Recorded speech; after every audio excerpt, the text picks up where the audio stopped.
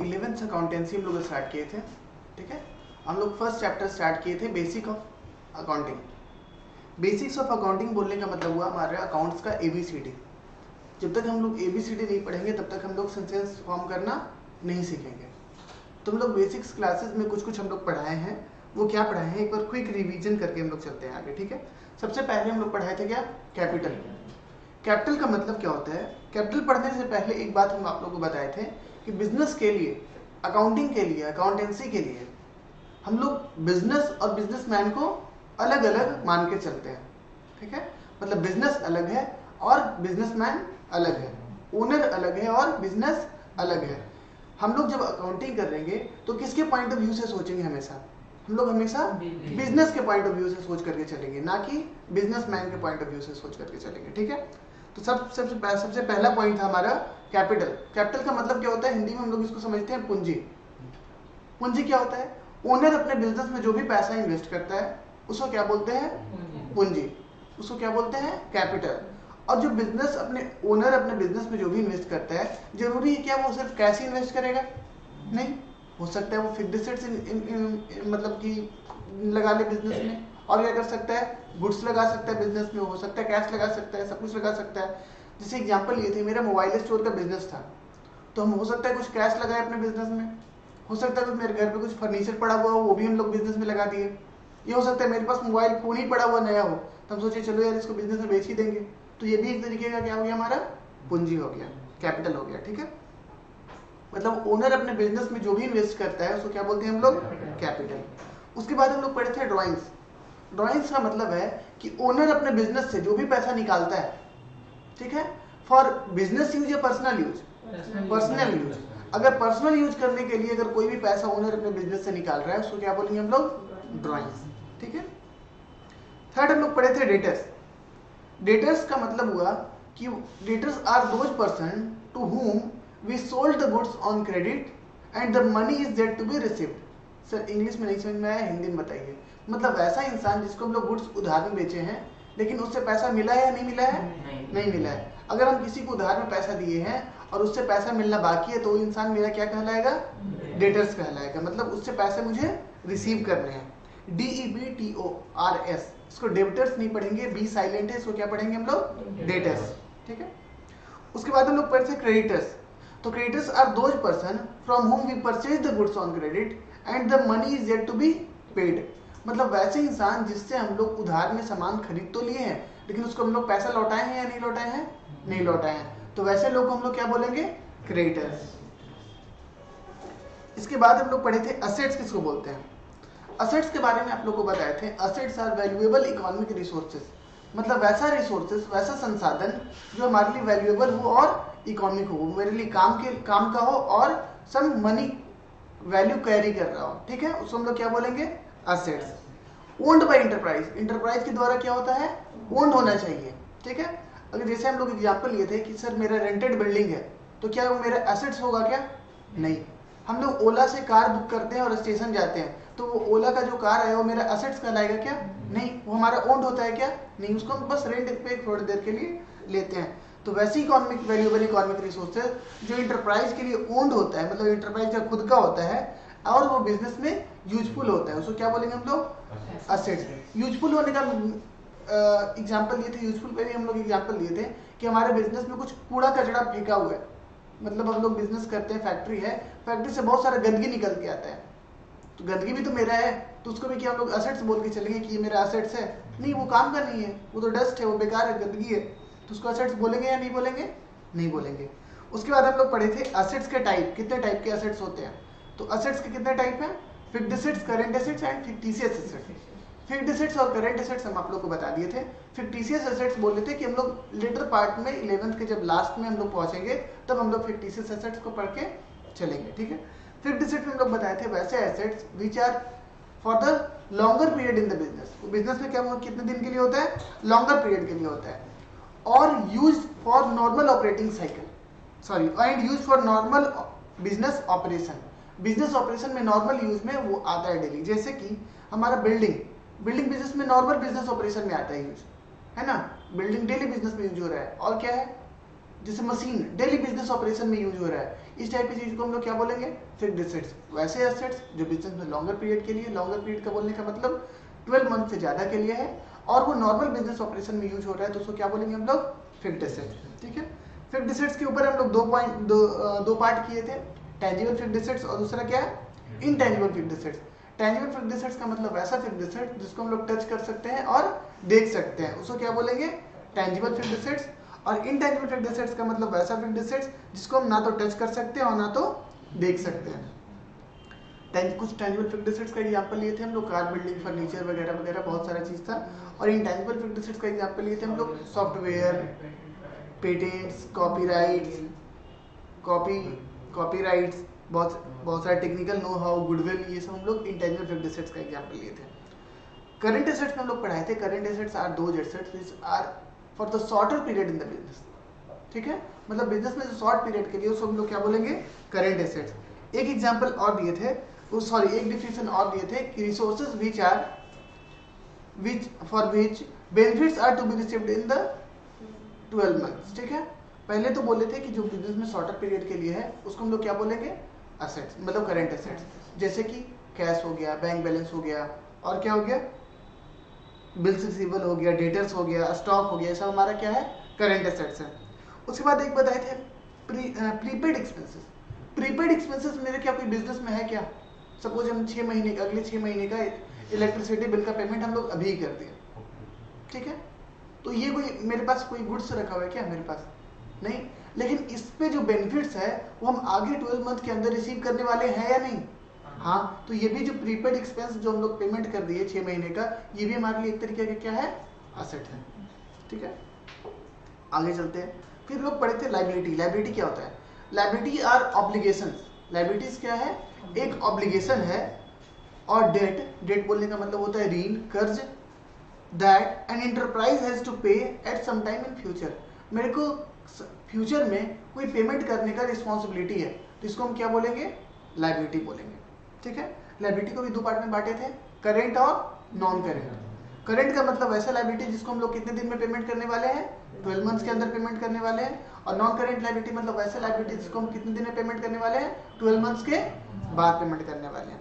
ठीक है, इस पे एग्जांपल था, करेंट में था creditors, rent payable, bill payable, blah blah. ठीक है, और नॉन करेंट लायबिलिटी में क्या था, बैंक लोन। बैंक से जनरली हम लोग लोन लेते हैं तो 7 साल का लोन लेते हैं, 10 साल का लोन लेते हैं। और क्या था, डिवेंचर। डिवेंचर के बारे में बताए तो नहीं थे, लेकिन बताए थे डिवेंचर क्या है, हमारा नॉन करेंट लायबिलिटी है। लायबिलिटी को हम लोग फिर से दो पार्ट में बांटे थे।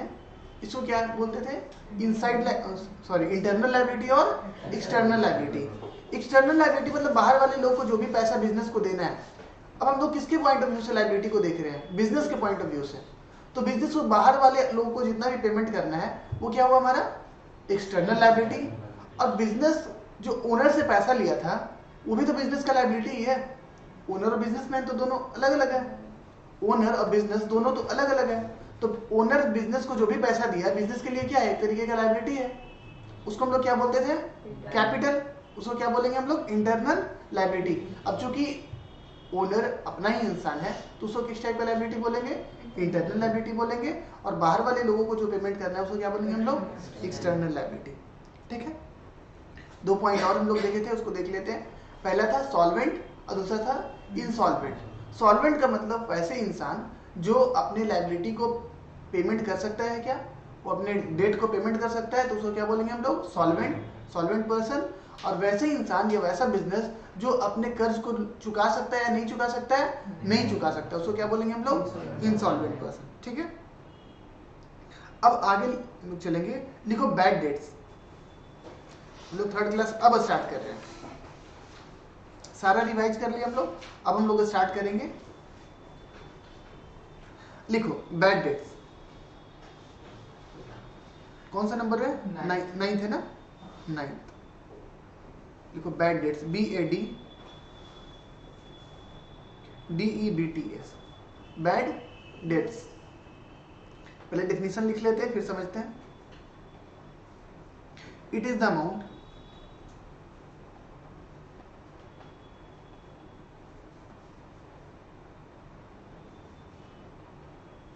that has become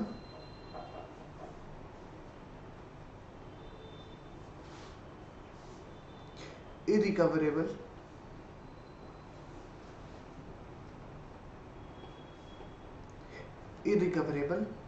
from debtors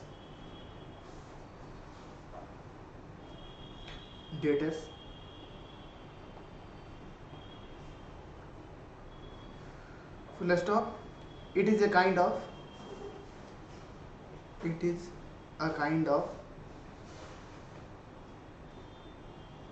business loss.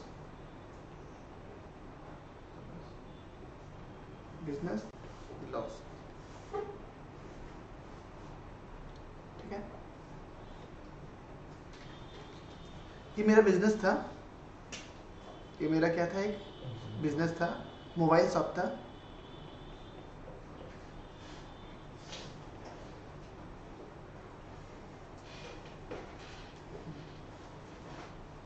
मेरा बिजनेस था, ठीक है।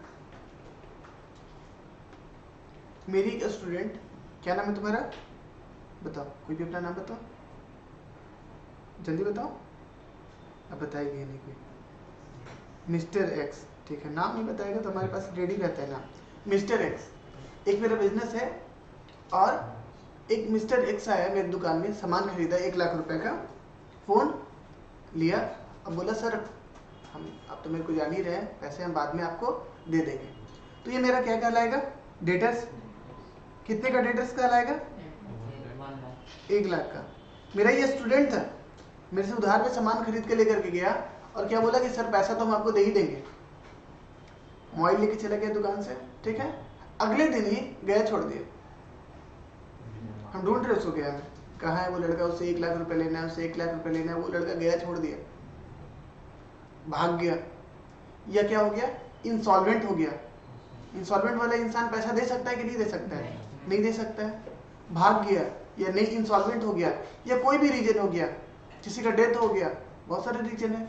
अब सपोज मेरे को मिस्टर एक्स से 1 लाख रुपए लेना था और वो किसी भी कारण बस अब मेरे को पैसा चुकाने वाला है या नहीं चुकाने वाला है, नहीं चुकाने वाला है, तो ये पैसा हम ले सकते हैं या नहीं ले सकते हैं, नहीं ले सकते। ये क्या हो गया, इररिकवरेबल हो गया, ये क्या हो गया, इररिकवरेबल हो गया। तो इस टाइप के डेटर्स को हम लोग क्या बोलते हैं, बैड डेट्स। ये क्या हो गया मेरा, बैड डेट्स। ऐसे डेटर्स हैं जो क्या हो गए, बैड हो गए। बैड मतलब कि बैड मतलब गंदा हो गया, नहीं नहाया है, वैसा नहीं है। बैड का मतलब कि वो पैसा दे सकता है कि नहीं दे सकता है, अब नहीं दे सकता है, उससे हम पैसा रिकवर कर सकते हैं कि नहीं रिकवर कर सकते हैं, नहीं रिकवर कर सकते हैं। तो इसको हम लोग क्या बोलेंगे, हम लोग इसको बैड डेट्स बोलेंगे। तो ये हमारा क्या हो गया, बैड डेट्स। अब बैड डेट्स को हम लोग क्या बोलेंगे, बैड डेट्स एक तरीके का क्या है, नुकसान है। अब कोई मेरे को पैसा नहीं लौटाया सामान खरीद करके, तो मेरे लिए क्या हो गया, नुकसान है। इसको हम लोग क्या बोलेंगे, बिजनेस लॉस। ठीक है, बहुत कुछ ज्यादा समझना तो नहीं था बैड डेट्स में, इजी था, एक छोटा सा क्वेश्चन करके अब थोड़ा समझ में आ रहा है। ठीक है, आगे चलते हैं। अब थोड़ा सा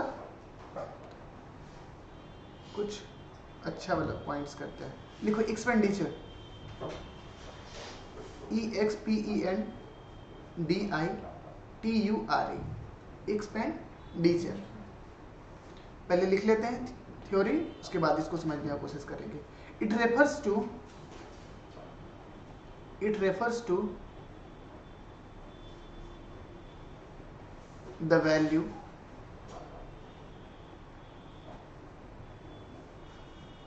which is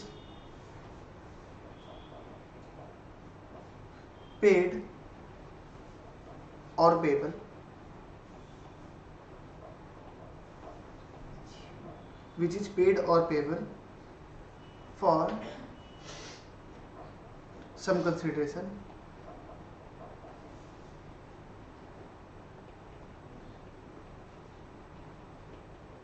CONSIDERATION,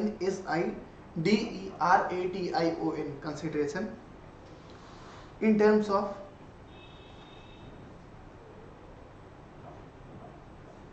goods, services or assets।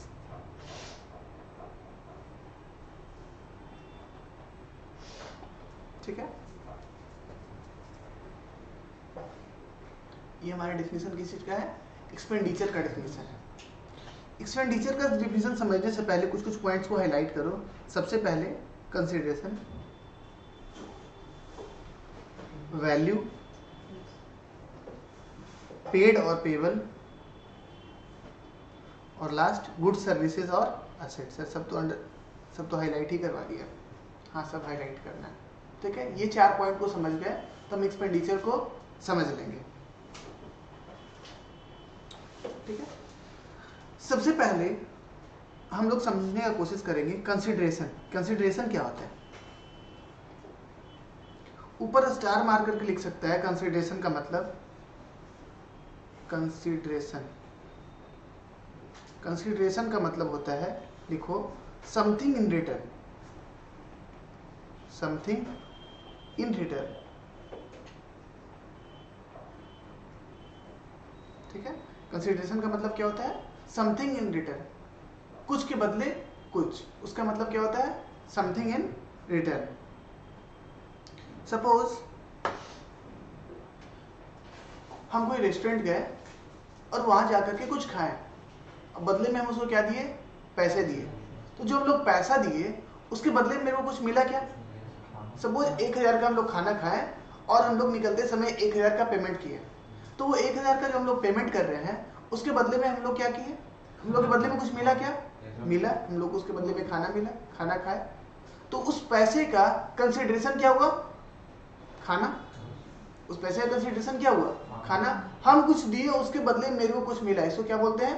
Consideration. Life में कंसिडरेशन के बिना कुछ नहीं होता, जनरली नहीं देखा जाता है। हर कोई कुछ ना कुछ करता है तो बदले में उसको कुछ चाहिए, है ना। कोई भी इंसान कुछ कर रहा है, सपोज आप ही मेरे को ट्यूशन फी दिए तो बदले में आपको कंसिडरेशन में क्या चाहिए? आपको पढ़ाई चाहिए, आपको क्लासेस चाहिए, ठीक है। कुछ भी कर रहे हैं, आप ऑटो वाले को पैसा दे रहे हैं तो बदले में उससे क्या चाहिए?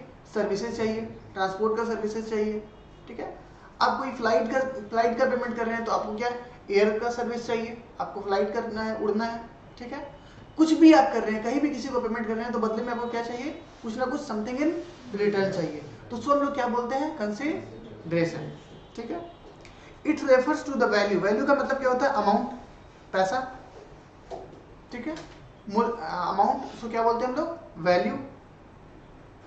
अब यहाँ लिखो पेड और पेबल।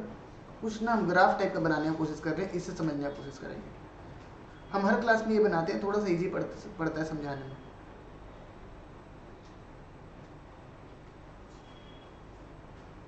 लिखो पेड और पेबल। पेड और पेबल, पे कर चुके हैं या पे करने वाले हैं कुछ वैल्यू। वैल्यू का मतलब बोले तो रुपया, अमाउंट।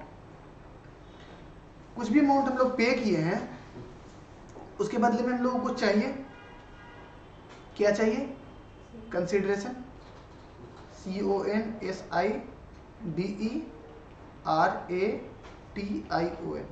हम लोग को बदले में क्या चाहिए? कंसिडरेशन। कंसिडरेशन चाहिए हम लोग को बदले में। कंसिडरेशन किस किस फॉर्म में हमको मिल सकता है? अगर हम लोग किसी को पेमेंट करेंगे तो मेरे को किस किस चीज में कंसिडरेशन मिल सकता है? बताओ। सबसे पहले गुड्स, बदले में हमको गुड्स मिल जाए। गुड्स में क्या मिल सकता है सर बताइए? सपोज हम लोग फर्नीचर खरीदे, हम लोग क्या खरीदे? फर्नीचर, सॉरी गुड्स का बात कर रहे हैं ना, तो हम लोग क्या खरीदे? स्टॉक खरीदे, purchase of raw material. Goods में क्या हम लोग कर सकते हैं? Purchase of raw material.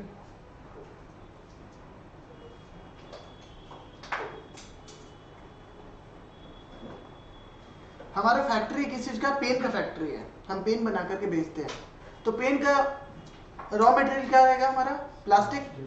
हम लोग प्लास्टिक जब तक खरीदेंगे नहीं तब तक पेन बनेगा ही नहीं। तो हम लोग गुड्स खरीदेंगे तभी तो उसका फाइनल प्रोडक्ट बनाएंगे। तो हम लोग जो रॉ मटेरियल खरीदे वो मेरे को क्या मिला? हम जो अमाउंट पे की उसके बदले मेरे को क्या मिला? रॉ मटेरियल मिला। तो ये हमारा कंसिडरेशन क्या हो गया? Raw material. हम लोग अमाउंट पे किए या पेबल है, पे किए, जनरली भी पे मान के चलो। अगर हम लोग कोई अमाउंट पे किए और बदले में क्या मिला हमारा? ये रॉ मटेरियल मिला, तो ये हमारा क्या है? एक्सपेंडिचर है। ये हमारा क्या है? एक्सपेंडिचर। हम लोग समझने की क्या कोशिश कर रहे हैं? एक्सपेंडिचर। एक्सपेंडिचर बोलते किसको है? हम लोग कोई भी अमाउंट पे कर रहे हैं, उसको एक्सपेंडिचर बोलेंगे। अगर बदले में कुछ मिल रहा है तो एक्सपेंडिचर को एकदम नॉर्मल से एकदम सिंपलेस्ट टर्म में समझने की कोशिश करते हैं। हम कोई भी अमाउंट पे कर रहे हैं या पे करने वाले हैं और बदले में मेरे को कुछ मिल रहा है तो मेरा क्या है, एक्सपेंडिचर है। ठीक है, सिंपल सा चीज। अगर हम लोग कुछ पे कर दिए हैं या पे करने वाले हैं और बदले में मेरे को कुछ मिल रहा है तो वो हमारे लिए क्या है, एक्सपेंडिचर है। और कोई ऐसा भी हो गया कि हम लोग पे कर दिए और बदले में वो कुछ मिला ही नहीं तो हमारा क्या है, लॉस। ठीक है, वो भी लिखवा देंगे। चलो अभी क्या है, पेड और पेबल कंसीडरेशन में सबसे पहले क्या था, गुड्स। गुड्स के टर्म में क्या मिल सकता है, purchase of raw material. Second लिख लो, purchase of stock. Purchase of stock, stock purchase किए हैं बेचने के लिए, ये भी क्या है, हमारा कंसीडरेशन है। गुड्स के बाद क्या हम लोग क्या कंसीडरेशन मिल सकता है हम लोग को, सर्विसेज। सर्विसेज में कौन सा सर्विसेज हमको मिल सकता है, सपोज हम लोग पेमेंट किए रिक्शा वाले को। ठीक है, किसको पेमेंट किए, रिक्शा वाले को, ऑटो वाले को, तो ये मेरे को किस तरीके का सर्विस देगा, transport service. Transport service. Train का टिकट का पेमेंट किए, वो बदले में ट्रेन मेरे को क्या करेगा, ट्रांसपोर्ट सर्विस प्रोवाइड करेगा। ठीक है, उसके बाद क्या है, हम लोग किसी को लेबर को पेमेंट किए तो लेबर क्या देगा, अपना लेबर सर्विस देगा।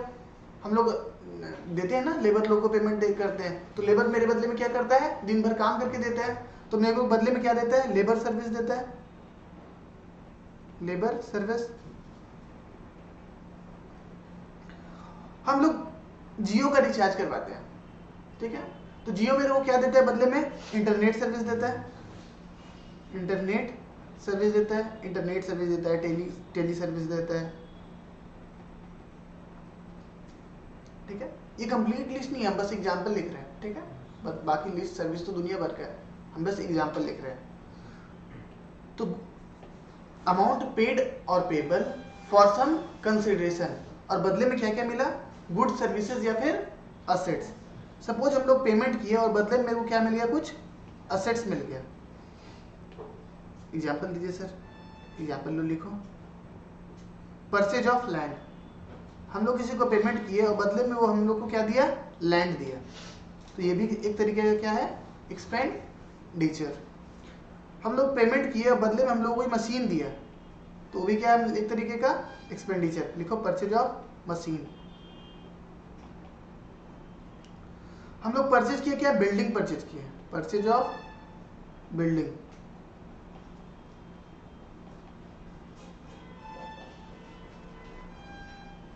ठीक है, तो एक्सपेंडिचर हम लोग समझ गए, समझ गए एक्सपेंडिचर हम लोग। एक्सपेंडिचर का मतलब क्या हुआ, हम लोग कोई भी पैसा अगर पेमेंट कर चुके हैं या पेमेंट करने वाले हैं, अब बदले में हम लोग को कुछ मिल रहा है तो वो क्या हो गया हमारे लिए, एक्सपेंडिचर हो गया। सर पे कर दिए थे वहां तक तो समझ में आ रहा है, लेकिन पे करने वाले हैं तब भी, हाँ तब भी एक्सपेंडिचर है। सपोज एक बात बताओ, हम ये जो हमारा प्लेस है ये हमारा रेंटेड प्लेस है, हर महीने हम लोग क्या देते हैं, मकान मालिक को रेंट देते हैं। तो अमाउंट जो मकान मालिक को हम लोग पे करते हैं वो क्या है, रेंट। तो अमाउंट पे किए, बदले में मेरे को क्या मिला, सर्विस मिला। सर्विस क्या मिला, रेंटल सर्विस मिला। रेंटल सर्विस मिला ना, हम लोग रेंट पे यहाँ पे रह रहे हैं, मेरे को रेंटल सर्विस मिला। तो हम लोग जो अमाउंट पे किए अंकल को रेंट के तौर पे, वो हमारा क्या है, एक्सपेंडिचर। तो बताओ अगर सपोज लास्ट वाले मंथ का अभी तक हम पेमेंट नहीं किए तो मेरा खर्च नहीं कहलाएगा क्या, खर्च तो वो तब भी कहलाएगा। पेमेंट नहीं किए तो क्या अंकल छोड़ देंगे पैसा, क्या छोड़ेंगे तो नहीं, भले आज नहीं पेमेंट किए तो कल पेमेंट करेंगे। पेमेंट कब हो रहा है वो मैटर नहीं कर रहा है, लेकिन हम लोग अगर कुछ खर्च कर रहे हैं और बदले में हम लोग को कुछ मिल रहा है तो हमारा क्या है, एक्सपेंडिचर। तो ये मैटर नहीं करता है कि अमाउंट पे कर चुके हैं या पेमेंट। ठीक है, अब एक्सपेंडिचर को हम लोग 3 पार्ट में बांटेंगे। सर हर चीज को आप 3 पार्ट में बांट देते हैं, लिखो expenditure, expenditure, EXPENDITURE, expenditure.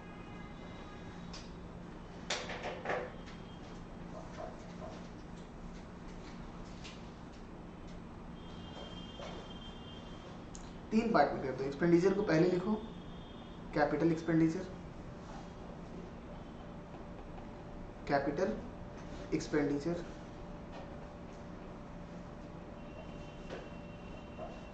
Second लिखो रेवेन्यू एक्सपेंडिचर।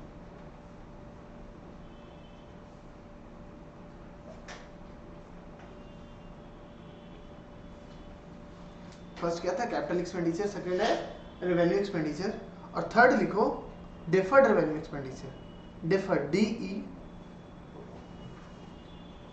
डिफर्ड रेवेन्यू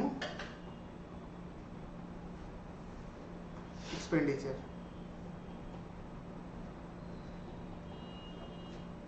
ठीक है, 3 पार्ट में हम लोग एक्सपेंडिचर को बांट लिए, कैपिटल एक्सपेंडिचर, रेवेन्यू एक्सपेंडिचर और डिफर्ड रेवेन्यू एक्सपेंडिचर। तीनों को डिफाइन कर देते हैं हम लोग। कैपिटल एक्सपेंडिचर में लिखो expenditure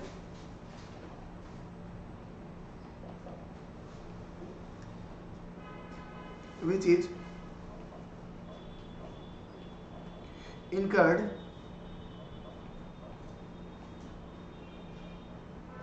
in acquiring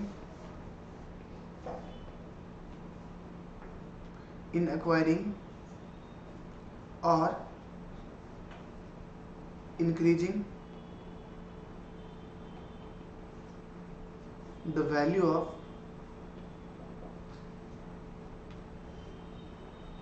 fixed assets।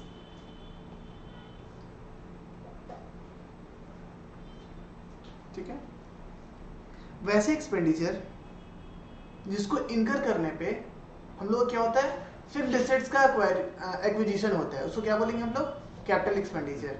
मतलब बदले में वो क्या मिल रहा है फिक्स्ड एसेट्स मिल रहा है। अगर बदले में को फिक्स्ड एसेट्स मिल रहा है तो इसको हम लोग क्या बोलेंगे कैपिटल एक्सपेंडिचर। या तो फिक्स्ड एसेट्स हम लोग अक्वायर कर रहे हैं, या तो फिक्स्ड एसेट्स हम लोग अक्वायर कर रहे हैं, या तो क्या हो रहा है उसका वैल्यू इंक्रीज हो रहा है, इसको क्या बोलेंगे हम लोग कैपिटल एक्सपेंडिचर। सर एग्जाम्पल, बिना एग्जाम्पल के नहीं समझ में आता है तो लिखो एग्जाम्पल। एग्जाम्पल लिखो purchase of building, purchase of building. अगर एक बिल्डिंग परचेज किया और बदले में हम लोग 10 लाख रुपए किसी को पेमेंट किए तो ये मेरा क्या कहलाएगा कैपिटल एक्सपेंडिचर, है ना। एक्सपेंडिचर हम लोग किसी को पे कर रहे हैं, बदले में को क्या मिल रहा है बिल्डिंग मिल रहा है, तो ये क्या है मेरे लिए एक्सपेंडिचर है। हम लोग किसी को पे कर रहे हैं, बदले में वो कुछ मिल रहा है, ये क्या कहलाएगा हमारा एक्सपेंडिचर कहलाएगा। तो कैपिटल एक्सपेंडिचर किसको बोलते हैं कि वैसे एक्सपेंडिचर जिसको इनकर करने के बाद हम लोग को बदले में क्या मिलता है fixed assets. Building fixed assets है, अगर फिक्स्ड एसेट्स बदले में मिल रहा है तो मेरा क्या कहलाएगा ये कैपिटल एक्सपेंडिचर। ठीक है, उसके बाद लिखो construction of additional floor, construction of additional floor.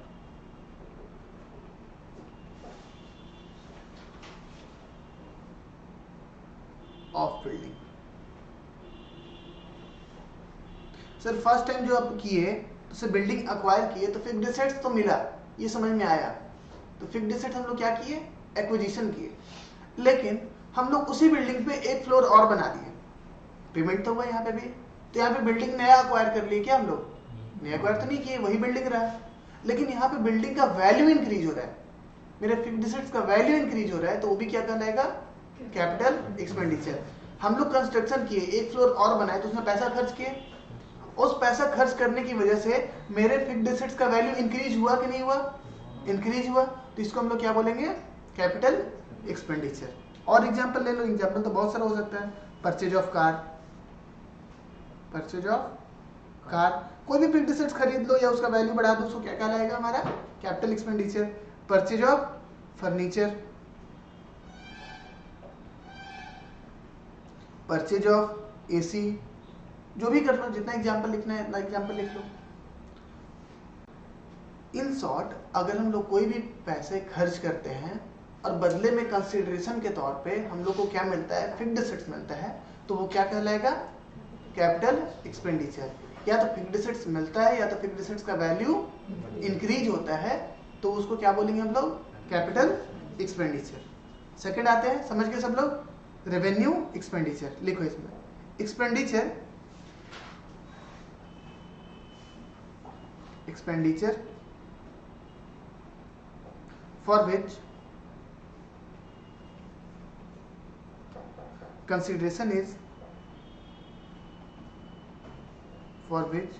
consideration is receivable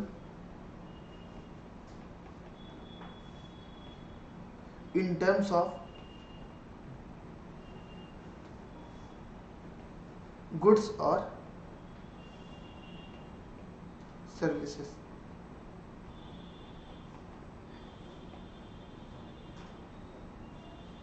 लिख लिए, वैसा खर्च, वैसा एक्सपेंडिचर जिसको इनकर करने के बाद कंसिडरेशन के तौर पे हम लोग को क्या मिलेगा, गुड्स और सर्विसेज मिलेगा, तो उसको हम लोग क्या बोलेंगे, रेवेन्यू एक्सपेंडिचर। चलो देखते एग्जांपल, जैसे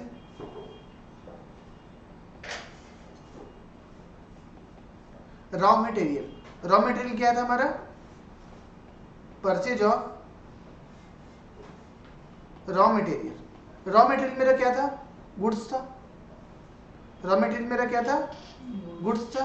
गुड्स परचेज करेंगे तो मेरा क्या कहलाएगा, रेवेन्यू एक्सपेंडिचर। वैसे एक्सपेंडिचर जिसको इनकर करने के बाद मेरे को कंसिडरेशन के तौर पे क्या क्या मिल रहा है, या तो गुड्स मिल रहा है या तो सर्विसेज मिल रहा है, तो उसको हम लोग क्या बोलेंगे, रेवेन्यू एक्सपेंडिचर।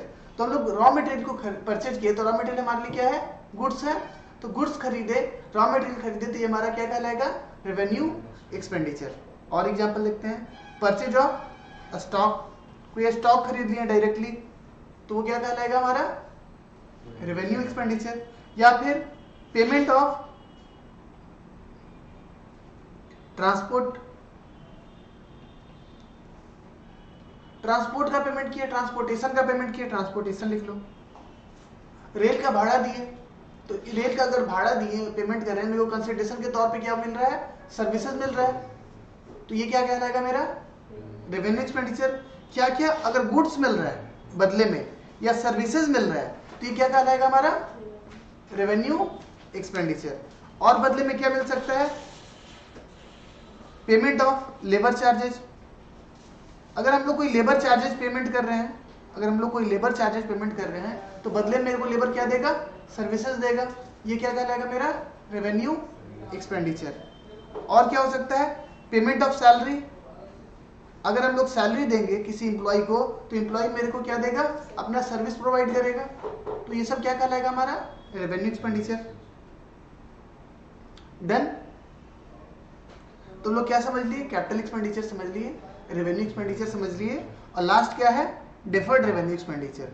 तो इसको भी टिक लगा करके लिख दो, लेटर, LATER। मतलब इसको कब पढ़ेंगे हम लोग, बाद में पढ़ेंगे, ठीक है।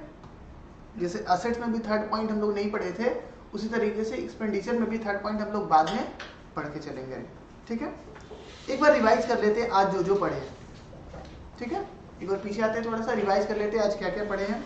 आज सबसे पहले हम लोग पढ़े कि बैड डेट्स किसको बोलते हैं। बैड डेट्स मतलब वैसा डेटर्स जो मेरे को पे करेगा कि नहीं पेमेंट करेगा, नहीं पेमेंट करेगा, वो अमाउंट क्या हो गया है, इनरिकवरेबल हो गया। मतलब उसको हम लोग रिकवर कर सकते हैं या नहीं रिकवर कर सकते हैं, नहीं रिकवर कर सकते हैं, तो वो अमाउंट क्या कहलाएगा हमारा, बैड डेट्स। अब बैड डेट्स एक तरीके के बिजनेस के लिए क्या है, लॉस है, तो ये बैड डेट्स हम लोग सीख लिए। उसके बाद हम लोग देखे थे एक्सपेंडिचर। एक्सपेंडिचर में हम लोग ये सीखे कि अगर हम किसी को कुछ भी पे कर रहे हैं, ठीक है, अगर हम लोग किसी को कुछ भी पे कर रहे हैं, अब बदले मेरे को कुछ भी मिल रहा है, कुछ भी मिल रहा है, तो मेरा क्या है, एक्सपेंडिचर है। अगर हम किसी को कुछ पे कर रहे हैं या पे करने वाले हैं, अब बदले मेरे को कुछ भी मिल रहा है, कुछ भी मिल रहा है, एनीथिंग मिल रहा है, तो बदले में क्या, वो मेरे लिए क्या है, एक्सपेंडिचर है। अब मिल क्या सकता है, वो क्या मिल सकता है, या तो गुड्स मिल सकता है, या तो सर्विसेज मिल सकता है, या क्या मिल सकता है, असेट्स मिल सकता है। तीन चीज मिल सकता है, गुड्स, सर्विसेज या असेट्स मिल सकता है। एग्जाम्पल बता दिए, गुड्स में क्या हो सकता है, सर्विसेज में क्या हो सकता है, और असेट्स में क्या हो सकता है। अब एक्सपेंडिचर को तीन पार्ट में हम लोग बांटे। पहला क्या, कैपिटल एक्सपेंडिचर, दूसरा क्या, रेवेन्यू एक्सपेंडिचर, तीसरा deferred revenue expenditure. Capital expenditure मतलब वैसा एक्सपेंडिचर अगर हम लोग कोई ऐसा खर्च किए जिसके बदले मेरे को या तो फिक्स्ड एसेट्स मिल गया, या तो मेरा फिक्स्ड एसेट्स का क्या हो गया, वैल्यू इंक्रीज हो गया, तो उसको क्या बोलेंगे हम लोग, कैपिटल एक्सपेंडिचर। जैसे हम लोग कोई बिल्डिंग खरीद ली, तो मेरा न्यू फिक्स्ड एसेट्स बन गया, तो वो क्या कहलाएगा मेरा, कैपिटल एक्सपेंडिचर। या हम लोग कोई कंस्ट्रक्शन की, उसमें पेमेंट किए, और हम एक एडिशनल बिल्डिंग में एडिशनल फ्लोर बनाए, तो यहाँ पे न्यू फिक्स्ड एसेट्स एक्वायर तो नहीं हम लोग कर रहे हैं, लेकिन हाँ एग्जिस्टिंग फिक्स्ड एसेट्स का वैल्यू इंक्रीज हो रहा है, तो ये भी क्या कहलाएगा हमारा कैपिटल एक्सपेंडिचर कहलाएगा। और कोई कार खरीद ली, कोई फर्नीचर खरीद ली, ये सब भी हमारा क्या है फिक्स्ड एसेट्स। अगर फिक्स्ड एसेट्स इंक्रीज हुआ, एक्वायर हुआ या उसका वैल्यू बढ़ा तो उसको क्या बोलेंगे हम लोग कैपिटल एक्सपेंडिचर। सेकंड हम लोग देखे थे रेवेन्यू एक्सपेंडिचर। रेवेन्यू एक्सपेंडिचर बोलने का मतलब वैसा एक्सपेंडिचर जिसको करने पे, जिसको इनकर करने पे मेरे को बदले में क्या मिल रहा है, या तो गुड्स मिल रहा है या तो सर्विसेज मिल रहा है, उसको क्या बोलेंगे हम लोग रेवेन्यू एक्सपेंडिचर। एग्जाम्पल में हम लोग रॉ मटेरियल खरीदे, स्टॉक खरीदे और क्या लेबर का पेमेंट किए, सैलरी का पेमेंट किए, ट्रांसपोर्ट का पेमेंट किए, इलेक्ट्रिसिटी बिल का पेमेंट किए, हम लोग और क्या पेमेंट कर सकते हैं, हम लोग टेलीफोन बिल का पेमेंट किए, बदले में कुछ सर्विसेज मिल रहा है, तो ये सारे की सारे क्या कहलाएंगे हमारे रेवेन्यू एक्सपेंडिचर। लास्ट है डेफर्ड रेवेन्यू एक्सपेंडिचर। क्या है डेफर्ड रेवेन्यू एक्सपेंडिचर। ये हम लोग 11th जब कंप्लीट करने जाएंगे तो लास्ट वाले क्लासेस में कुछ फ्यू क्लासेस जब बचे हुए होंगे तब हम लोग डेफर्ड रेवेन्यू एक्सपेंडिचर समझेंगे। ठीक है, एक टर्म और है एक्सपेंसेस। एक टर्म और है एक्सपेंसेस। इसको कुछ फॉर्मूला टाइप में हम लोग इसको ड्राफ्ट करते हैं। लिखो एक्सपेंसेस इक्वल्स टू स्टार मार करके लिख लो या कुछ भी कर दो। Expenses equals to all revenue expenditure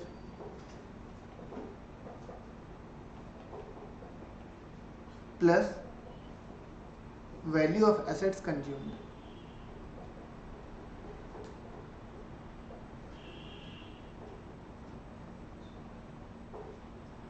ठीक है, इस पे क्वेश्चन टाइप का बना लेते हैं, उसको अगर सॉल्व भी कर लेंगे हम एक्सपेंसेस को समझ भी लेंगे। पहले लिखो एग्जांपल,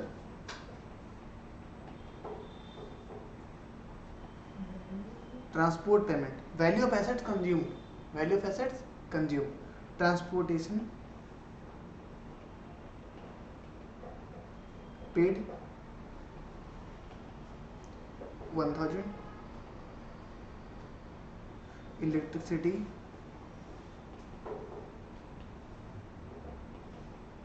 पेमेंट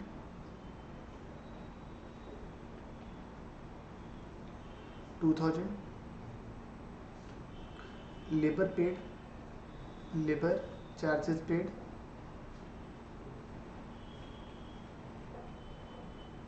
5000।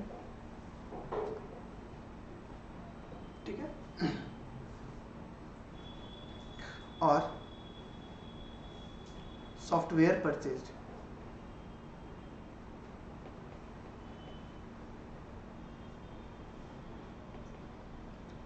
12,000,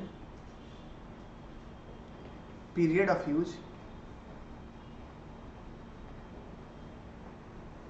3 ईयर। ठीक है, पीरियड ऑफ यूज कितना है 3 ईयर।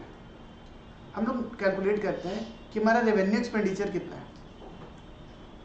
रेवेन्यू एक्सपेंडिचर और क्या निकालेंगे कैपिटल एक्सपेंडिचर। ये दो चीज तो हम लोग सीख लिए।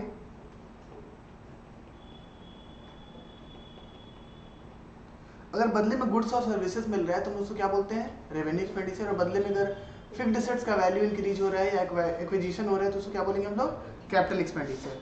ट्रांसपोर्ट का पेमेंट किए तो बदले में ट्रांसपोर्ट सर्विस मिला रेवेन्यू एक्सपेंडिचर। इलेक्ट्रिसिटी का पेमेंट किए बदले में मेरे को इलेक्ट्रिसिटी सर्विस मिला रेवेन्यू एक्सपेंडिचर। लेबर का पेमेंट किए बदले में मेरे को लेबर सर्विस मिला रेवेन्यू एक्सपेंडिचर। लेकिन अगर हम लोग सॉफ्टवेयर परचेज किए तो बदले में को क्या मिला फिक्स्ड एसेट्स, तो ये क्या कहलाएगा हमारा कैपिटल एक्सपेंडिचर। तो बताओ रेवेन्यू एक्सपेंडिचर कितना हो गया 1000 प्लस 2000 प्लस 5000। रेवेन्यू एक्सपेंडिचर कितना हो गया मेरा 8000 और कैपिटल एक्सपेंडिचर कितना हो गया 12,000। डन, यहां तक कोई दिक्कत नहीं है। अब एक बात बताना, यहां तक कोई दिक्कत नहीं, ये दोनों हम लोग निकाल लिए। अब एक बात बताओ, सॉफ्टवेयर जो हम लोग परचेज किए थे कितने का 12,000 का, कितने साल यूज होगा 3 इयर्स। 3 इयर्स में मान के चलो 1 साल कंप्लीट हो गया, तो क्या सॉफ्टवेयर जो हम 12,000 का खरीदे थे अभी तक उस सॉफ्टवेयर का वैल्यू 12,000 ही बचेगा या कम जाएगा? कितने से कम जाएगा सर 3 साल का था, 12,000 रुपये का था, तो 1 साल का उसका वैल्यू कितना हुआ? 4,000। 1 साल का कितना हुआ? 4,000। अगर 1 साल वो सॉफ्टवेयर को हम लोग यूज किए, इसका मतलब वो सॉफ्टवेयर को हम लोग कितना कंज्यूम कर लिए? 4,000। तो वैल्यू ऑफ एसेट्स कंज्यूम कितना हो जाएगा? वैल्यू ऑफ एसेट्स कंज्यूम्ड कितना हो गया? 12,000 का एसेट्स था और इस साल 1 साल में कितना हम लोग कंज्यूम कर लिए? 4,000। तो 4,000 का एसेट जो कंज्यूम किए, यह भी मेरा एक तरीके का एक्सपेंडिचर नहीं हुआ। यहाँ पे हम लोग कोई पे नहीं कर रहे हैं, लेकिन खर्च तो है मेरा, मेरे लिए खर्च तो है ये, इसको खर्च तो बोलेंगे, इसको एक्सपेंस तो बोलेंगे ही ना हम लोग, ठीक है। तो एक्सपेंस मेरा कितना हो जाएगा? लिखो expenses equals to all revenue expenditure. All revenue expenditure, all revenue expenditure कितना था मेरा? 8,000। रेवेन्यू एक्सपेंडिचर कितना था मेरा? 8,000। एसेट्स कंज्यूम हम लोग कितना किए? एसेट्स कंज्यूम कितना किए हम लोग? 4,000। तो 8,000 प्लस 4,000 टोटल कितना एक्सपेंसेस हो गया मेरा? 12,000। समझ गए?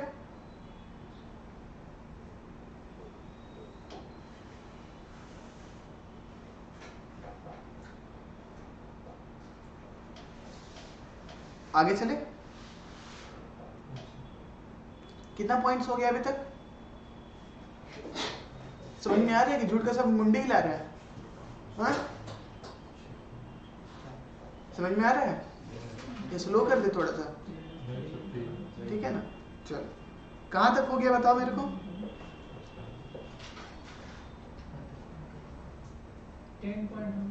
10 पॉइंट हो गया, 11वां करना है। चलो, लॉस लिखो। Loss LOSS, LOSS। लॉस तो लोग बचपन से सुनते आए हैं।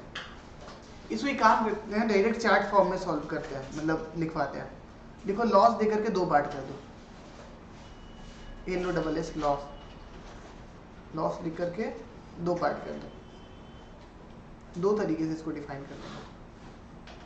First, excess of EXCESS, excess of expenses over income. अगर इनकम से ज्यादा हम लोग एक्सपेंस कर दिए तो उसको क्या बोलेंगे? लॉस। जैसे एग्जांपल सर, जैसे हम सेल किए कितने का? सेल ऑब्लिक इनकम 1 लाख का, ठीक है। और उसको सेल करने में हम लोग खर्च कर दिए, एक्सपेंस कर दिए 1,20,000 रुपये। तो कमाई से ज्यादा क्या कर दिए हम लोग? खर्च कर दिए। इनकम से ज्यादा हम लोग एक्सपेंस कर दिए, तो 20,000 क्या हो गया हमारा? लॉस। ये क्या, ये कोई बहुत नया चीज हम लोग बता दिए क्या आप लोग? ये अब बात आप लोगों को पहले से नहीं पता था क्या? पहले से पता था कि कमाई से ज्यादा अगर हम लोग खर्च कर देंगे, इनकम से ज्यादा हम लोग एक्सपेंस कर देंगे, तो क्या कहलाएगा हमारा? लॉस कहलाएगा, ठीक है। दूसरा definition, it refers to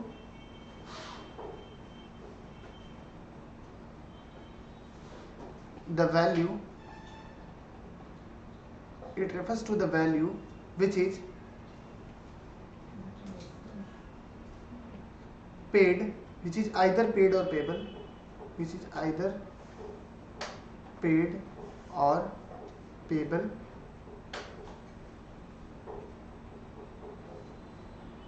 for which no benefits, for which no benefits are received by the business।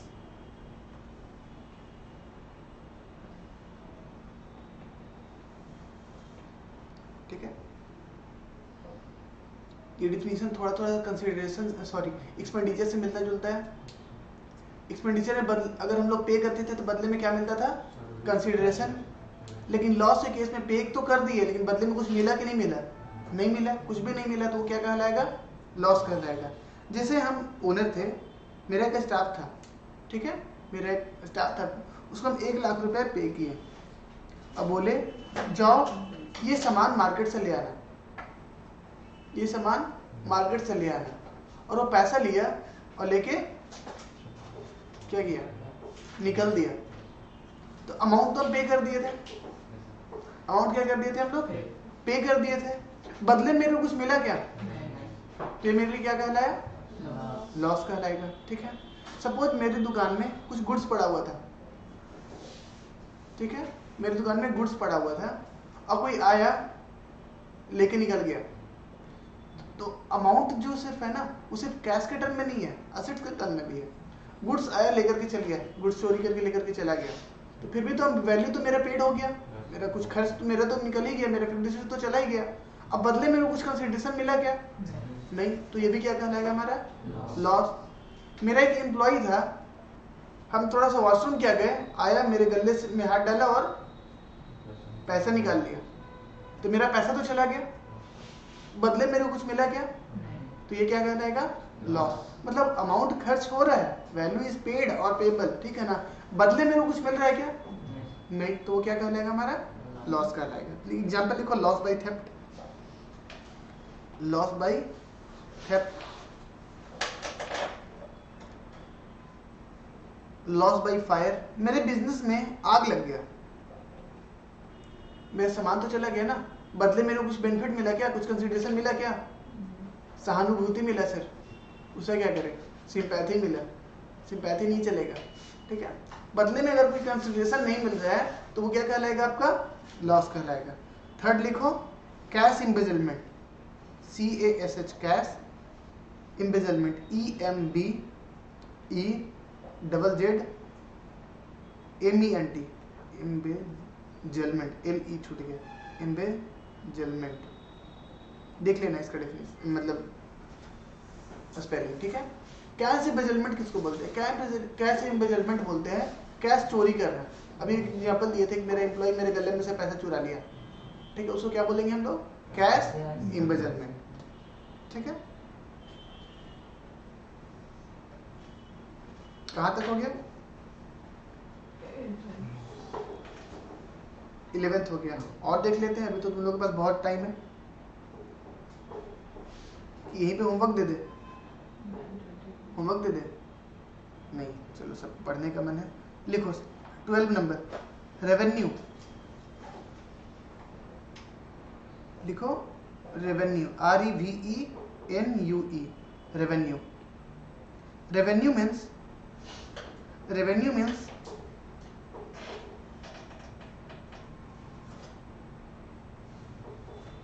Income generated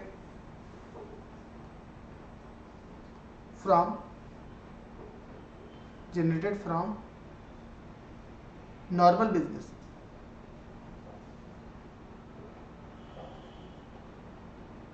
operations।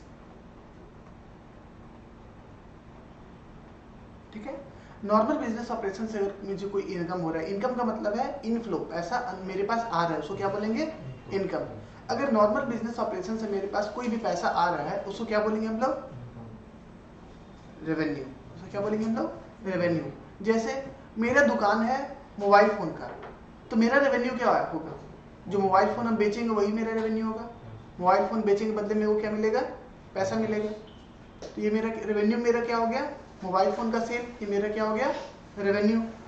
Suppose मेरा काम होता एसी रिपेयरिंग का, तो मेरा रेवेन्यू क्या होता है, एसी रिपेयर करते हैं, बदले में जो पैसा मिलता है उसको भी मेरा क्या हो जाता, रेवेन्यू हो जाता।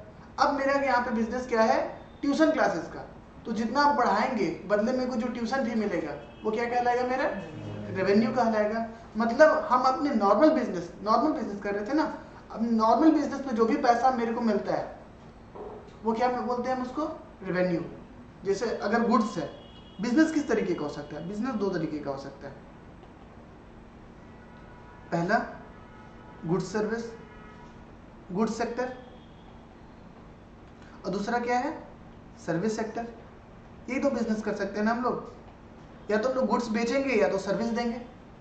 गुड्स बेचेंगे, जैसे गुड्स बेचे, सेल हुआ, तो यहाँ पे रेवेन्यू क्या होगा, यहाँ पे इनकम क्या होगा, सेल ऑफ गुड्स। उससे जो पैसा मिला उसको क्या बोलेंगे हम लोग? रेवेन्यू। और सपोज हम लोग सर्विस सेक्टर रहेगा तो सर्विस सेक्टर में इनकम क्या होगा? Service provided. सर्विस प्रोवाइडेड, जैसे टीचिंग की है तो टीचिंग करने से मेरे को जो पैसा मिला उसको हम लोग क्या बोलेंगे? रेवेन्यू। समझ गए रेवेन्यू किसको बोलते हैं?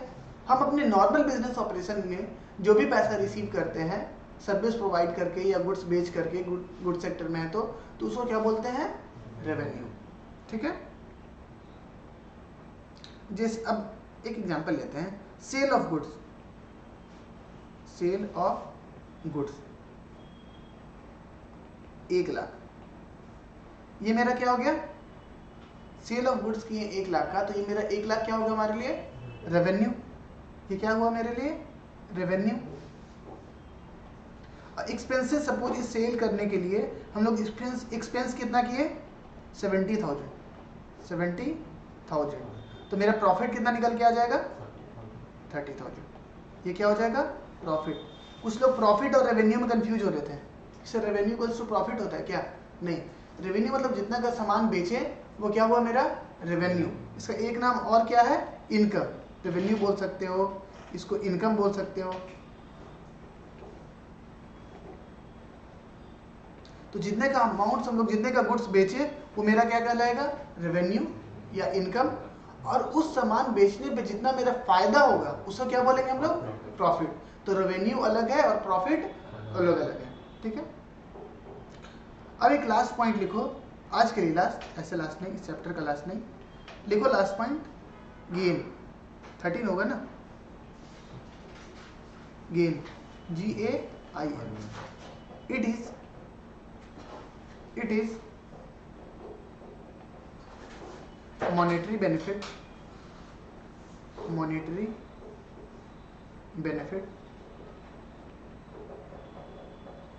earned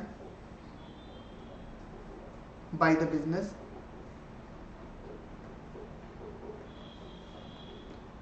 business from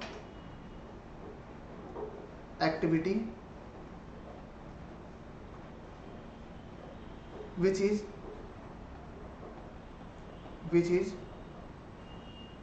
not the main object of the business, not the main object of the business। Suppose मेरा बिजनेस किस चीज का है? मेरा बिजनेस था मोबाइल फोन बेचने का। मेरा बिजनेस किस चीज का था? मोबाइल फोन बेचने का। अब मेरे बिजनेस में एक कार भी पड़ा हुआ था, एक बहुत पुराना कार था, 1 लाख में खरीदे थे, वो मेरे पास पड़ा हुआ था। उस 1 लाख वाले कार को हम बेच दिए 1,20,000 में। कितने बेच दिए? 1,20,000 में। तो ये 20,000 जो मेरे को फायदा हुआ उसको हम लोग क्या बोलेंगे? उसको बोलेंगे प्रॉफिट। तब बोलते हैं जब वो नॉर्मल बिजनेस ऑपरेशन से होता है। प्रॉफिट तब बोलते हैं जब वो नॉर्मल बिजनेस ऑपरेशन से होता है। जैसे लास्ट टाइम में हम मोबाइल फोन का काम कर रहे थे, हम मोबाइल ही फोन बेचे थे, तो जो फायदा हुआ था उसको हम क्या बोले थे? प्रॉफिट। लेकिन यहाँ पे मेरा असली का काम क्या है? मेन ऑब्जेक्ट क्या है? मेरा काम क्या है? मेरा बिजनेस किस चीज का है? मोबाइल फोन बेचने का। अब बेचे क्या? कार बेचे। तो कार बेचना मेरा बिजनेस था क्या? तो कार बेचने से जो फायदा हुआ उसको हम लोग प्रॉफिट ना बोल करके उसको हम लोग क्या बोलेंगे? गेन बोलेंगे। जैसे एग्जांपल लिखो, sale of car 1,20,000 less purchase price. इस कार को हम लोग परचेज कितना में किए थे? 1 लाख में। और 20,000 का जो प्रॉफिट हुआ, इसको प्रॉफिट ना बोल के हम इसको क्या बोलेंगे? इसको गेन बोलेंगे। इसको प्रॉफिट बोलेंगे क्या? इसको प्रॉफिट नहीं बोलेंगे, तो प्रॉफिट लिख के काटा लगा देंगे। तो क्या बोलेंगे हम लोग? गेन। ठीक है। तो नॉर्मल बिजनेस ऑपरेशन से जो फायदा हो रहा है उसको हम लोग बोलते हैं प्रॉफिट, और other than normal business operation से जो फायदा होता है उसको क्या बोलते हैं हम लोग? गेन। अब एक काम करते हैं, आपको कुछ पॉइंट्स देते हैं, आपको उसको पहचानना होगा कि इसको प्रॉफिट बोलेंगे, इसको गेन बोलेंगे, इसको एसेट्स बोलेंगे, इसको फिक्स्ड एसेट्स बोलेंगे, इसको करेंट एसेट्स बोलेंगे, इसको लायबिलिटी बोलना है, वो आपको पहचानना है। ठीक है, तो कुछ कुछ हम पॉइंट्स लिख करके दे। लिखो आइडेंटिफाई द फॉलोइंग्स। क्वेश्चन लिखो आइडेंटिफाई द फॉलोइंग्स।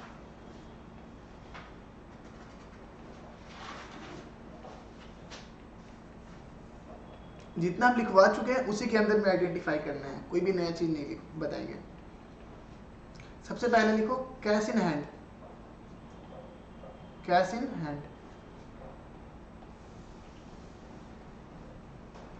दूसरा लिखो एडवांस रेंट पेड या रेंट पेड इन एडवांस, कुछ भी लिख लो, rent paid in advance.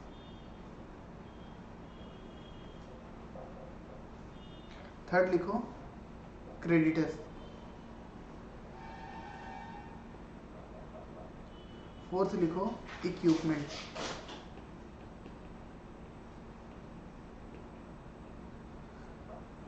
Fifth लिखो furniture and fittings.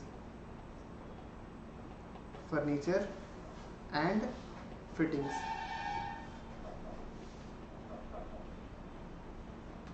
Six bank loan. Seventh bank overdraft.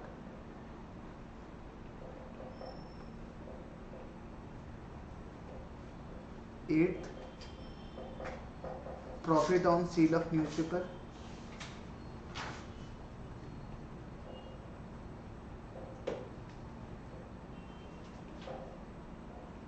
हमारे बिजनेस में कुछ न्यूज़पेपर पड़ा हुआ था, उसको बेच करके कुछ फायदा हो गया, तो उसको क्या बोलेंगे हम लोग? गेन। ठीक है, लिखो ninth printing and stationery. Printing profit on sale of newspaper.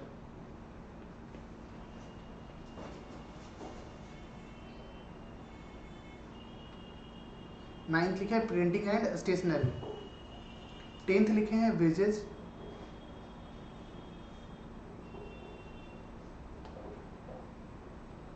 Eleventh salary. Salary. Freight outwards. Freight outwards. जो सॉल्व कर पाएगा सॉल्व करना, सॉल्व नहीं हो पाएगा वो हम लोग नेक्स्ट क्लास में उसको देख लेंगे। Freight outwards. Freight FREIGST। Freight का मतलब होता है भाड़ा। 13 freight inwards.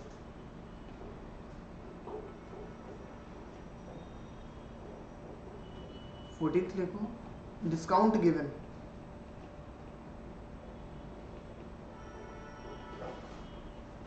Discount given. 15th discount received. Discount received. 16th लिखो लाइव स्टॉक। Live stock. जो नहीं समझ में आएगा वो छोड़ देना, वो हम लोग नेक्स्ट क्लास में डिस्कस कर लेंगे। 17th loose tools.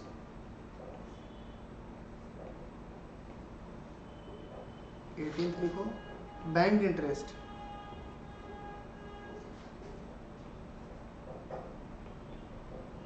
ठीक है। 19th inventories.